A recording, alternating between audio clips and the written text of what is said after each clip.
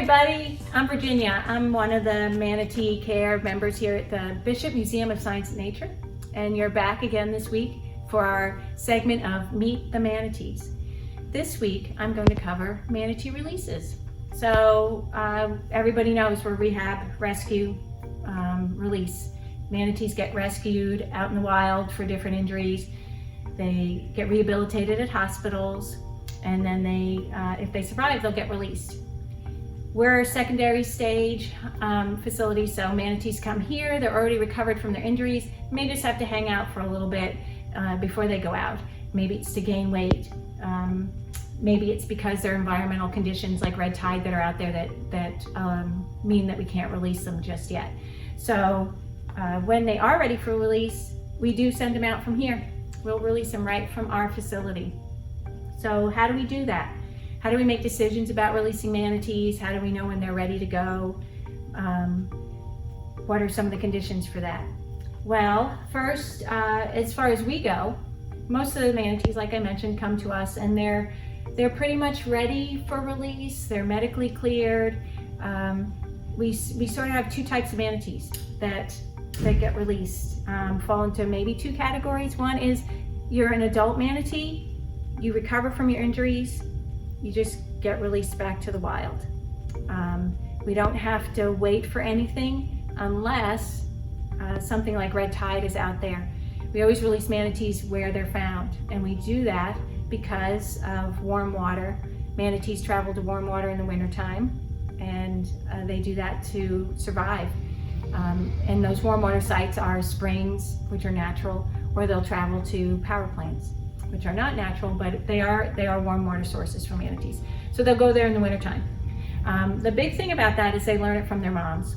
So when they're little tiny manatees, 60 or 70 pounds, and they're born, they may spend up to a year and a half, sometimes 2 years with their moms. In that time, she teaches them many, many things. And one of those things is where she goes for warm water in the wintertime. And her mom taught her where she goes, and then her mom taught her where she goes. So they learn that from their mom. If you're a little manatee, you get separated from your mom before you get that message from her, then you may not make it to warm water in the winter. So when you're an adult manatee and you get, say, hit by a boat and you come into a hospital, when you recover from your injuries, you're ready to go back out, we want to put you right back where we found you, because you know where your warm water source is, because your mom told you, she showed you, she took you there, and you learned that. So we want to make sure that we're putting you right back. So in the wintertime, you can go back to your warm water site. If you're an adult manatee and there's red tide in the area that you come from, then maybe you can't go back out because of red tide. But again, at our facility, animals are recovered, and if you're not going out and you're an adult or sub-adult, it's because there's some environmental condition like red tide. If you're a young manatee and you've been orphaned, then I just went through that little talk just there about why manatees, how they learn their warm water site in the winter. So if you're a young manatee, you get rescued as an orphan and you get separated from your mom, and she doesn't get to teach you the message about warm water, then you're probably not going to know it. We'll put you, if we were to release you at any time in the year, you may swim around, you might find food to eat and figure some of those things out, but wintertime will come and you'll get very cold. Manatees really do love it warm, and they understand they need to be warm, but they don't know where to go to find that warmth. Moms have to teach them. So if you're a little orphan, you get separated from your mom and you don't make it to warm water with her, you're not going to have that information, and we have a way of releasing those animals too. And those are a lot of the animals that we get here, because they have to put on weight before they go out. If you're 60 or 70 pounds when you're rescued, and we want to release you at some point, we probably want you to be 600 pounds. And a few reasons we do that is that 600 pounds puts you maybe close to 2 years old. You can become a little independent, a little more independent thinking, maybe not so much baby anymore, or dependent calf. You'll also have some body weight on you, that if you get out there and you don't want to eat immediately because you're adjusting to the wild again, and you don't know some things and you're learning, that you can lose a little weight and body condition, and we don't have to be concerned. So we'll send you out, and what we do for those manatees, instead of releasing them just anytime, if they don't know their warm water site, what we're going to do is release them in winter. We will wait till they're about 600 pounds. So swimming behind me are manatees. We have a manatee in the pool that's similar to this, and that's little Viva. She has the white scar on her. She was rescued for red tide in November, and probably going into about 8 or 9 months old. Didn't get to spend winter with her mom this year. So winter for manatee starts, November, goes through December, just like us. She missed that message. So how are we going to release her? We'll release her in the middle of winter. We'll do it at a cold front. We will release her at the warm water site we think her mom would have used. So for Viva, she's from Captiva. That's how she got her name. Probably her mom maybe visited the Fort Myers power plant. So she may get released around the Fort Myers power plant. And what we'll do is wait for a cold front, put her in the nice warm water. She'll feel cold air when she gets in there, and she'll be in the nice warm water, and that's a trigger for her. Manatees start traveling to warm water in the winter in November when they feel the first cold front. They don't wait for water temperatures to drop. They travel when they feel the first cold air. If they wait for water temperatures to drop, because it drops slower than the air, they're going to get cold stress. So they need to go to warm water sooner than that. So they start traveling when they feel cold air. So she's going to feel cold air and be in nice toasty warm water and go, this is great. Feel nice and warm. I should maybe think about being here when it's cold.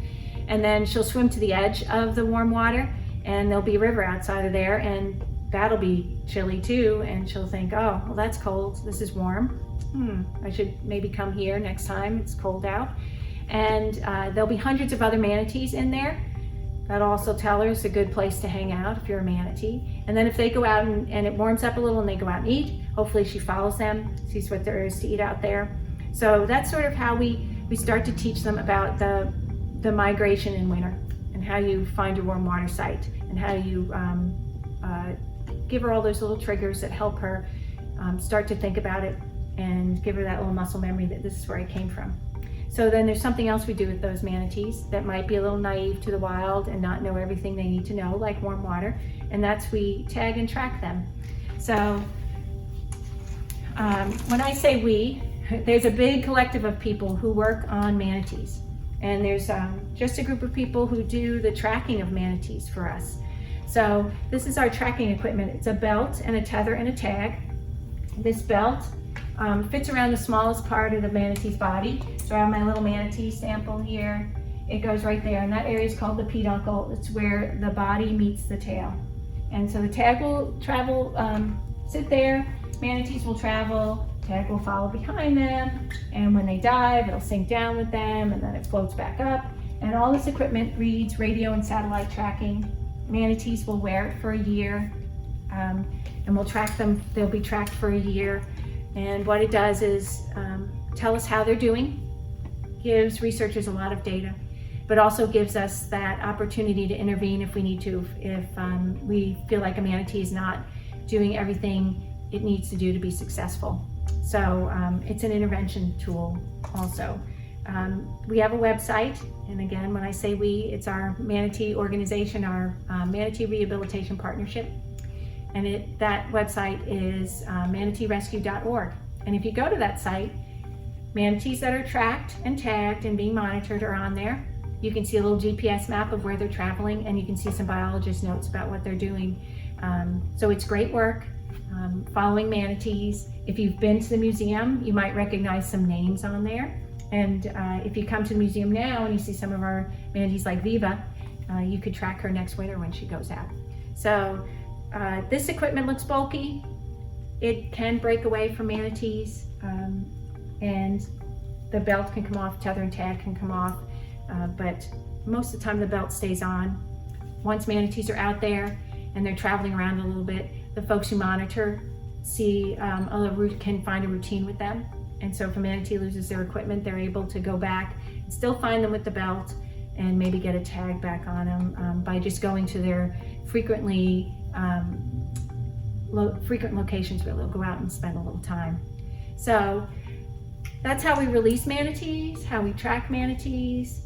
Hope you enjoyed it, and we'll see you again next week.